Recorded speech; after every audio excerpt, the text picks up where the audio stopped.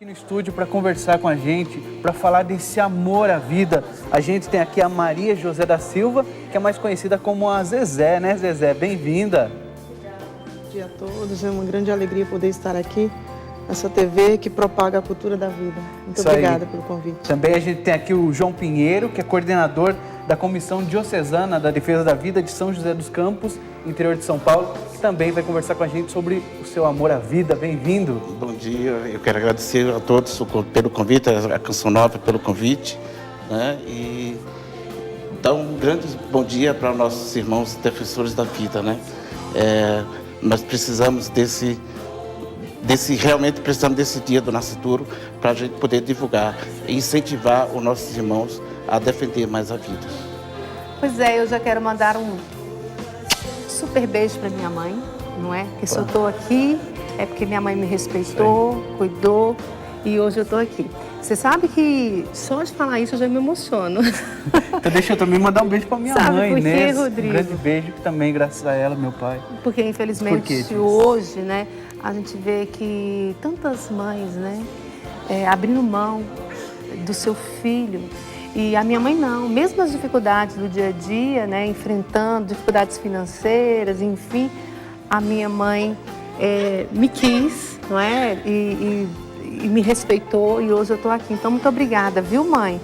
Pela senhora ter me abraçado, me querido, me acolhido. Então, eu sou muito grata à minha mãe por isso, né? E graças a ela que todos os dias a gente está aqui celebrando essa manhã viva, né? Não é, Rodrigo? Ouvindo esse chorinho tão gostoso. Gostoso demais, que é a Ana, que está aqui também no estúdio. Bom dia, viu, Ana? Bom dia. Seja bem-vinda.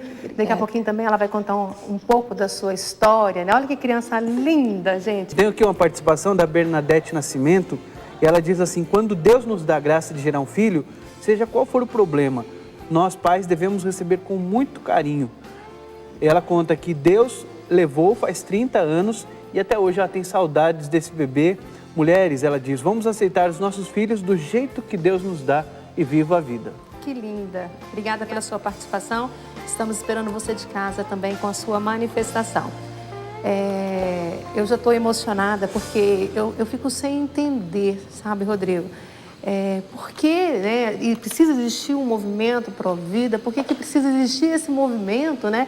Uma coisa tão óbvia, né? E infelizmente hoje a gente tem que lutar, né, pela vida. Que coisa impressionante. A que ponto chegamos, né, gente? É uma loucura. Só de falar Eles disso. até me presentearam aqui, Disselene, quero mostrar. Uma criança, uma réplica, né? Assim seria uma criança de 10 meses no ventre, de 10 semanas no ventre da mãe. É desse jeitinho aqui, ó. E a gente com pernas, bracinhos, formado. E aqui a gente tem também, Rodrigo, né? Você está mostrando aí a sequência aqui, né? Do tempo gestacional, de como a criança estaria dentro do ventre da mãe. Bom dia, né? Seja bem-vindo. Aqui a gente está mostrando, não é? Vamos mostrar aqui direitinho como é que é. Aqui é daquele tamanhozinho ali que o Rodrigo acabou de mostrar, Isso, não é? É um bebezinho do tamanho de 12 semanas de gestações. 12 semanas. Olha só, a criança vai estar, né, dentro do seu ventre assim, ó, com 12 semanas. Aqui a gente já vê os bracinhos, as perninhas, né? Todo formadinho. Olha o rostinho, gente, que coisa mais linda, né? Aí ele já está totalmente formado, ele está só crescendo. Totalmente formado. Só Olha crescendo. aqui, o olhinho, a boquinha, o narizinho, todo formadinho. É desse jeitinho com 12 semanas, não é? Aí depois a gente vai ver aqui, olha, aqui já está maiorzinho. Aí ele já está com 20 semanas aí. 20 semanas. Olha aqui, né? É só para você entender como que a criança está aí dentro do seu ventre, né?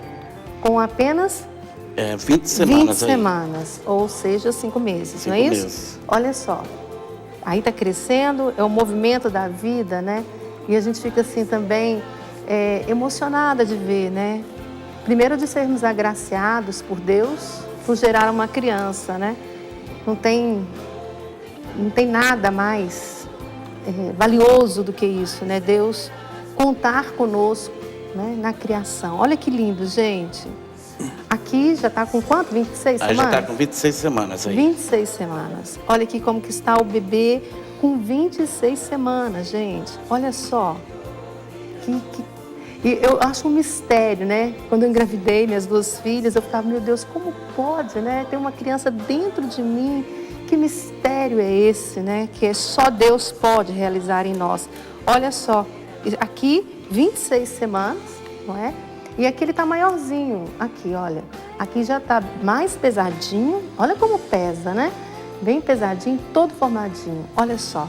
Aqui é quanto tempo? Aí ele já está com 30 semanas. 30 semanas deste tamanho. Com 30 semanas, assim vai estar o bebê dentro do seu ventre. Olha, pesado, né? Isso aqui ele já tem o peso, o peso normal de uma criança. Aqui tá até com o dedinho na boca. Olha só que coisa linda, né? É verdade, né? Quando a gente faz ultrassom, geralmente as crianças, minhas 2 filhas estavam assim mesmo, chupando o dedinho. Totalmente indefesa, né? Vai depender única e exclusivamente da sua mãe, não é? E do seu pai, obviamente, mas a mãe, né? Principalmente, porque está dentro da mãe. E aí que vem as leis e outras, mas quem vai decidir pela vida é você, né? Só a mãe pode decidir, né? Olha só, desse tamanho, não é isso, Zezé? É isso, eu estou observando aqui, me vem a nossa missão, nosso cotidiano, né? Que as ocorrências agora são de bebês com 5, 6, 7 meses. Já vieram pessoas procurando, né, o aborto por uma criança de 7 meses. Falei, faz um parto, antecipa e encaminha para adoção. Tem 25 mil famílias no Brasil cadastradas esperando a doação de um bebê. E é isso que a gente fica sem entender, né? Porque realmente, até a gente já trouxe aqui no programa dados estatísticos, né, Rodrigo? Falando que a procura mesmo de adoção é realmente isso, é crianças recém-nascidas até os 3 anos. Então, se você não tem capacidade, se você não, né, acha que não dá para ser, tenha o seu filho e dê para alguém cuidar com muito amor e carinho, não é? Mas não mata. Mas não faça isso de jeito nenhum. A gente está aqui com a Ana, né? Bom dia, Ana. Uma alegria te ter aqui, viu? A sua filha é linda. Eu tô apaixonada com ela, gente. Que bebê mais lindo. Olha essas bochechas, que coisa mais gostosa, né? Ana, conta pra gente um pouquinho da sua história. Então, eu namorava um rapaz, eu já tinha terminado com ele, quando eu descobri que estava grávida. Aí que eu comecei a procurar na internet para poder estar fazendo um aborto. Eu já tenho outros filhos. Aí eu entrei num site, tinha um site que eu mandei contando a minha história e pedindo ajuda. Aí eles falaram para mim não fazer nada, para ter calma, que eles iam entrar em contato comigo. Passou uma semana, eles não entraram em contato, eu mandei outro e-mail. Foi aí que dentro de 2 ou 3 dias a Zezé me ligou, falando para mim não fazer nenhuma besteira, que ela ia até mim. Aí passou acho que uma semana ou menos, ela ligou, foi lá em casa, foi quando ela apareceu lá em casa com a Elba. Eu estava desesperada, só sabia chorar. Eu digo que elas são os 2 anjos da guarda da minha vida e da minha filha. E aí a gente marcou, porque eu pensava que eu estava com 3 para 4 meses. Aí acho que 2 semanas depois, não foi, Zezé? A gente foi fazer uma outra e deu que eu estava com 28 semanas, 7 meses. Nossa, então seu bebê estava praticamente desse tamanho, né? A Zezé até brincava, doutor, olha direitinho, vê se não são 2. Aí eu, Deus, nossa, não, é uma só. Ele falou, não, é uma só. E que aí a gente fui me apaixonando. E o que te levava, a princípio, a pensar no aborto, hein, Ana? Primeiro porque eu não estava mais com o pai da neném, eu já tenho outros filhos. E eu tinha acabado de conseguir um emprego, eu estava desempregada. Então, assim, na mesma semana que eu descobri que eu estava grávida, eles tinham assinado a minha carteira. E eu ia começar a trabalhar, então meu desespero foi todo esse. Eu já com outros filhos, morando com a minha mãe, tendo que ajudar em casa. Como é que ia ser? Ia ter que ficar desempregada de novo? Nossa, não estando com o pai da minha filha, foi muito desesperador.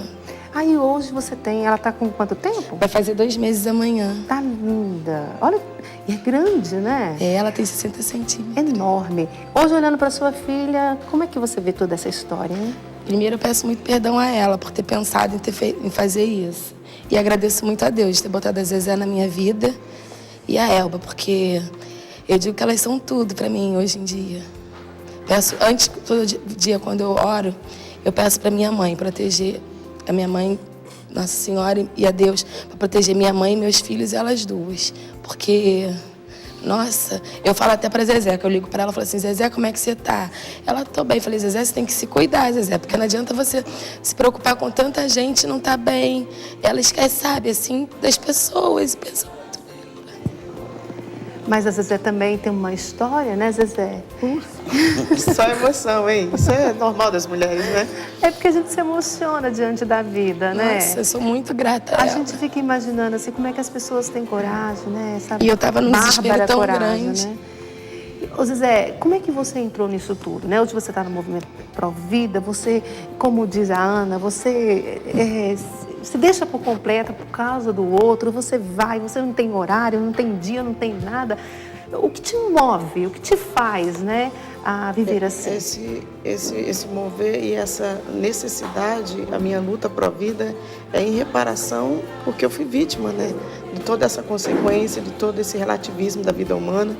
Quando eu sofri uma violência lá atrás, em 86, eu fui violentada, estuprada, e depois eu me vi grávida com 2 meses e meio, não busquei ajuda e fui pelo respaldo do Estado, né, que em caso de estupro eu não estava cometendo crime. Só que eu destruí a minha vida, no sentido de que a depressão ela foi instantânea.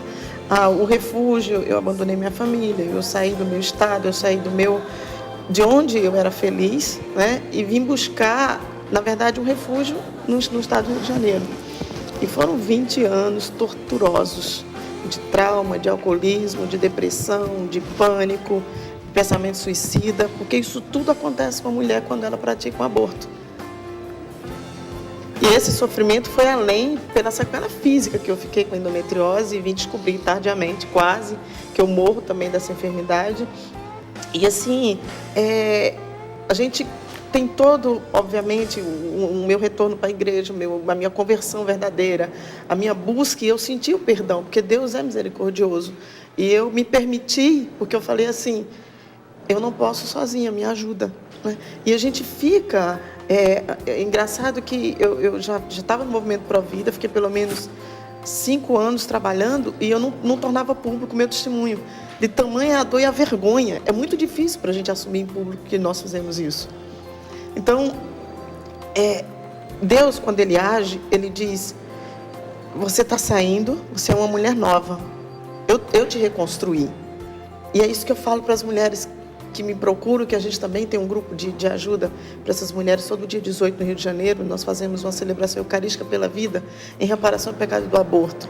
E quando eu dou meu testemunho, elas falam, mas você ressuscitou, você está de pé, você está ajudando a salvar vidas. Como é que eu faço para sentir isso também? Eu falei, busque na fonte. É Deus. Porque a fonte é a misericórdia de Deus, né? Uhum. Então, assim, um dos maiores argumentos que eu utilizo hoje é contar a minha história. Uhum. Sobretudo para as meninas que sofrem violência. Porque você não já punam seu viveu. filho, ele não tem culpa. Eu perdi a minha filha, eu sei que isso me dói, que isso me custa. Agora, isso acontece, né, João? Às vezes há tantos incentivos aí, mas ninguém fala o pós, né? O que vai acontecer, como a Zé, né, há 20 anos sofrendo de traumas, né, de depressão, de sentimento de culpa. Isso não se fala, né? Isso é problema da pessoa depois. É isso que nós passamos para todas as meninas que a gente atende, né, o trauma. Primeiro a gente escuta a história dela, né, que não é diferente da história delas. E logo em seguida a gente dá a nossa proposta, que a nossa proposta sempre é a proposta de vida. Né? E a gente apresenta para elas e respeita se ela quer aceitar ou não aceitar. Graças a Deus, até agora a maioria não, nem o caso nosso, nós sempre, todos eles nós tivemos êxito, né? Graças a Deus. Graças a Deus. Agora, uma das situações que falam realmente aí com relação a essa luta, né, contra a vida, é que a gente se preocupa muito com o feto, com a criança, mas esquece da mãe, ô Marizé. Nós nos preocupamos tanto com a mãe que nós, ao aconselharmos para que ela diga sim à vida, ela está dizendo automaticamente sim à sua própria vida. Todas as mulheres, 99% das mulheres que a gente aconselha, que a gente chega, que a gente dá o amparo que o Estado deve fazer.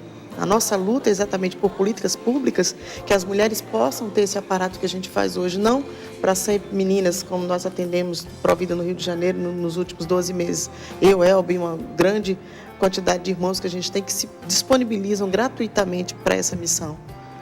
Mas a mulher, quando ela opta por fazer o aborto, é decisão. 2 meses depois, no máximo, ela entra em contato, desesperada. Estou com depressão, choro todo dia, estou sonhando, escuto o choro do meu filho. O que é que eu faço? Eu quero meu filho de volta. Porque eu acho que as pessoas, não vale a pena ficar falando aqui, mas eu acho assim que as pessoas deveriam ler, né? Como que é feito esse aborto, né? O que é utilizado? Qual que é a abordagem feita? Porque eu acho que se as pessoas lerem essas cartilhas que eu li aqui hoje, que eu recebi de vocês, eu acho que todo mundo tinha que ler para entender bem o que acontece, né? O procedimento, como é feito, é algo tão cruel, tão danoso à saúde da mulher. Não tem paz. Quando ela é informada, se é qualquer uma pode acessar a internet, assistir o Grito Silencioso, está disponível no YouTube. Ela vai ver exatamente o que vai acontecer, porque eu digo para elas, os riscos, as consequências que você vai sofrer são essas. E o teu filho, o sangue do teu sangue, vai padecer de dor, ele vai sofrer. E olha como que acontece. Então, se os aborteiros, que graças a Deus estão sendo presos, né, porque são criminosos, o aborto no Brasil é crime, continua crime, vai continuar crime, porque 83% da população brasileira é terminantemente contra o aborto. Nós somos um país, uma nação que amamos a vida, que queremos a vida, e não adianta os nossos governantes insistirem nisso, porque a população o povo vai para a quer. Rua, Recife, final de semana, teve Eu tenho uma 200 foto mil aqui, pessoas. se puder mostrar, está aberta aqui a Marcha pela Vida. Quantas pessoas? Em Recife foram 200 mil pessoas. 200 mil pessoas. 200 mil pessoas. A foto aí que você está acompanhando, olha só, a rua lotada, na beira da praia. Então as pessoas realmente estão indo e tem cada vez mais ir para a rua mesmo, né? Porque é para defender a vida, por uma causa nobre, justa. Exato. E a luta é realmente... o que a gente quer é a aprovação do Estatuto, O não é Estatuto isso? do Nascituro, disse, ele é a proteção do bebê no seu estágio mais indefeso dentro do útero da mãe. Temos o Estatuto do Idoso, o Estatuto do Adolescente, está aí prestes a sair o Estatuto da Juventude, e nós queremos proteger, embora nós saibamos que o artigo 5º da Constituição, que inclusive no dia da marcha, né, no dia 5, fizeram 25 anos da Constituição de 88. E o direito à vida é um direito inviolável, ninguém pode tirar a vida. E por que insiste em projetos de leis, obviamente de uma minoria, por outros interesses, pelas fundações internacionais, por grupos que querem controlar a população mundial? E é o Brasil. Não, o Brasil é um país que está em desenvolvimento, as mulheres não podem parir. Ora, não dá para entender isso, nós temos o direito, nós temos pactos, e nós temos o direito à vida, e a população brasileira precisa se conscientizar de que quando nós comunicamos, informamos os agravos de um aborto, né, uma nação que legaliza o aborto não merece subsistir. E a gente vai ver guerra. Enquanto existir aborto no mundo, não haverá guerra, porque a maior guerra é a mulher, onde o seu bebê está lá no seu ventre, onde ela deveria proteger e amparar e amar, porque a criança sente tudo isso, sente a rejeição. A primeira coisa que nós fazemos quando aconselhamos a menina, depois que ela é convencida de ter o seu bebê, é ela olhar para dentro dela e saber que tem uma vida que precisa ser amparada. E ela ama, e ela cuida, e quando nasce, choram, como a Ana falou aqui. Olha, eu me arrependo de ter desejado isso pela simples intenção. Graças a Deus que a Sofia está no colinho dela hoje, ela está aqui testemunhando a graça que é. Então, o direito da mulher, de escolher pelo seu corpo, essa toda a falácia dos movimentos feministas, que a mulher tem o direito de decidir, tem, por ela. Pelo bebê que está dentro dela, não. É outra vida, totalmente independente. Uma das coisas que entristece muito nós, no Movimento de Defesa da Vida, é que se uma mulher quer abortar, ela tem todo o apoio. Ela tem. A partir do momento que ela desiste de fazer o aborto, ela decide pela vida, ela perde todo o apoio. Se nós, defensores da vida, não chegar nesse momento para dar esse apoio para ela, tá? Ela fica totalmente sozinha. Agora, ao contrário, não. Ao contrário, se ela está em perigo, ou se ela está vivendo situações financeiras complicadas, enfim, ela diz, eu não quero abortar. Quem vai me ajudar? Não tem ninguém. Se não for nós, defensores da vida, a Igreja Católica, que tem defendido a vida, tem trabalhado com gente na defesa da vida, tem ajudado muito, porque não é só defender, só o bebê nascer, não. Depois tem um acompanhamento. Nós acompanhamos, onde a gente também, depois que o bebê nasce, aí entra a evangelização, né, que nós vamos trabalhar a cabeça dessa mãe também. Agora, para a gente encerrar aqui o programa, Ana, o que você diria, né? Para a mãe que está em casa escutando hoje a gente, né? Porque Deus é soberano, pode ter alguém em casa com esse pensamento. O que você diria a essa mãe depois de estar com a criança no seu colo? Na hora do desespero, a gente age muito pelo impulso.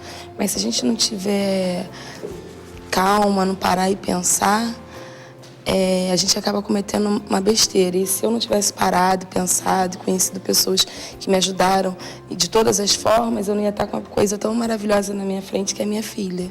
E assim, é muito gratificante depois a gente ver que a gente desistiu e ter alguém que a gente pode estar vivendo e ajudando a crescer.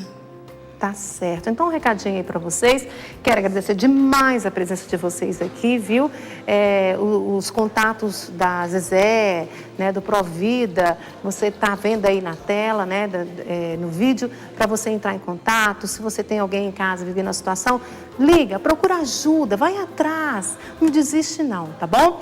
Preciso ir embora. Obrigada, viu? Pela presença de vocês. Deus abençoe. Obrigada por nos ajudar a defender a vida. Inclusive, Rodrigo, o Dom João Carlos Petrini, ele mandou uma carta, né, enviada aos bispos. Que é o presidente da Comissão para a Vida e Família, da CNBB, não é? Mandou uma carta aí para os bispos e arcebispo do Brasil e pede para que atividades públicas e também no âmbito da comunidade seja realizado para colher assinaturas em favor da aprovação do Estatuto, PL 478 de 2007. Então, vamos fazer esse movimento, né? A pedido aí da igreja, de Dom João Carlos Petrini, da Comissão Episcopal Pastoral da Vida e Família, né? Para que isso possa acontecer. Vamos juntos.